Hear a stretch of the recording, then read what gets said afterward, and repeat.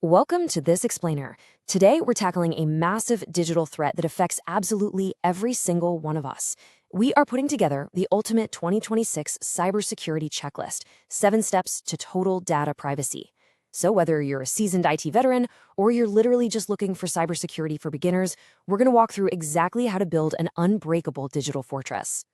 To truly grasp why data protection matters so much right now, we really have to look at the sheer scale of the playing field.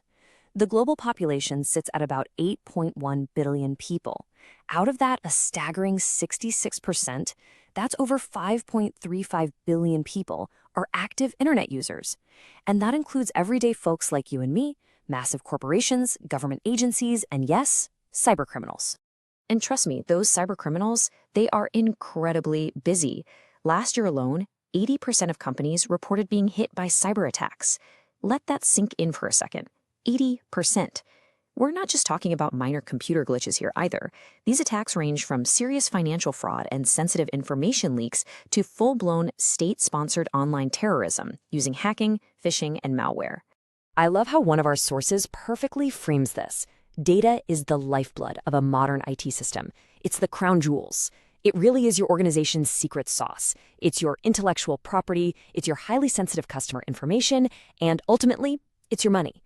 If we aren't actively protecting this data, well, the cyber criminals are already winning, and it's your bottom line that's going to pay the price. So how exactly do we protect those crown jewels?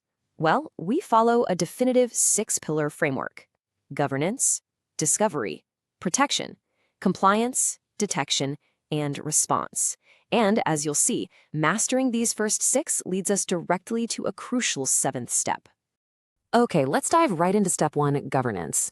This is all about establishing your data policy.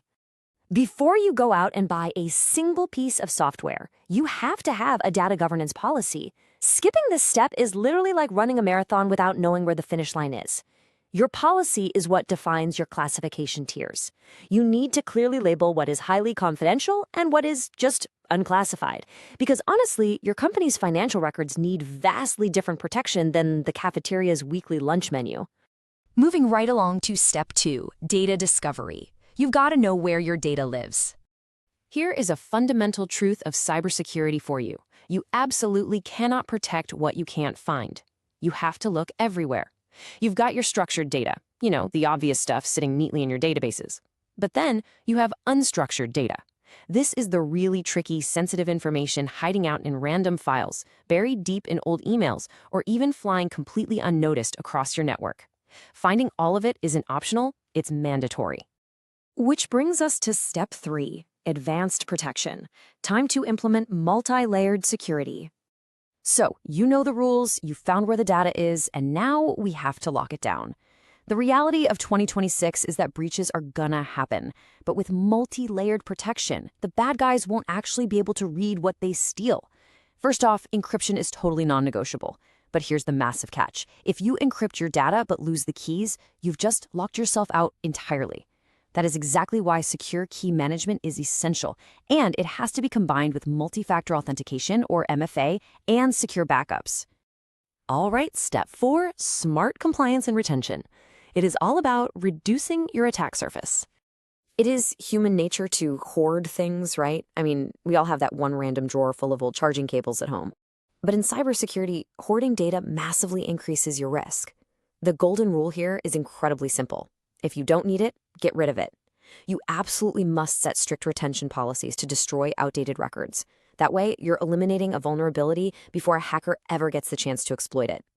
Now for step 5, anomaly detection. You have to monitor for data misuse. Even with the most amazing defenses, you have to assume someone might just slip through the cracks. And this is exactly where user behavior analytics comes into play. It quietly tracks how your users interact with data day to day. So if an employee who normally downloads maybe 5 files a day suddenly downloads 5,000 files at 3 a.m., yeah, that is a huge anomaly. Triggering alerts the exact moment behavior shifts like that is very often the very first sign of a system breach. Next up is step 6, dynamic response. We're talking orchestrated and automated action here. When those alarms do inevitably go off, panic is definitely not a strategy. Your team needs to know exactly what to do. To handle this efficiently, smart teams use dynamic playbooks. Think of these as incredibly smart, step-by-step digital guides. When an alert triggers, the playbook guides the analyst. What actually makes it dynamic is that the instructions for Step 2 adopt entirely based on the specific outcome assessed back in Step 1. Now, within this response phase, we really have to recognize the difference between orchestration and automation. You want to automate your expected routine cybersecurity responses, so your system just handles them instantly in the background. But you used orchestration for those truly unique, first-of-a-kind situations where you really need human intuition and complex problem solving to investigate what's going on. And finally, we arrive at Step 7, the holistic ecosystem. This is where we build a virtuous cycle. Listen, if you take only one single thing away from this explainer today, please let it be this. True data privacy is never a one-time setup. It's a living, continuous loop. Your response stage identifies exactly where your security failed.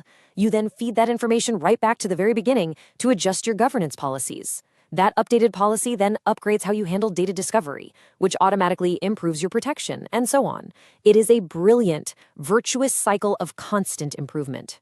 To actually make this holistic ecosystem function, you need what we call the security trifecta. You simply cannot rely on software alone. You need good people who are trained and hyper-aware. You need structured processes, like those dynamic playbooks we talked about. And you need the right technologies, having the proper architecture working smoothly together. Integrating all three of these is really the only reliable way to keep unauthorized users out for good. So as we look towards cybersecurity 2026 and beyond, I want you to ask yourself a serious question. Are you truly treating your data like the crown jewels they are? Or are you just running a race without a finish line, crossing your fingers and hoping you don't get hit? Take these 7 steps, secure your organization's lifeblood data, and turn yourself from an easy target into an absolute fortress. Thanks for joining me on this explainer, and hey, stay safe out there in the digital world.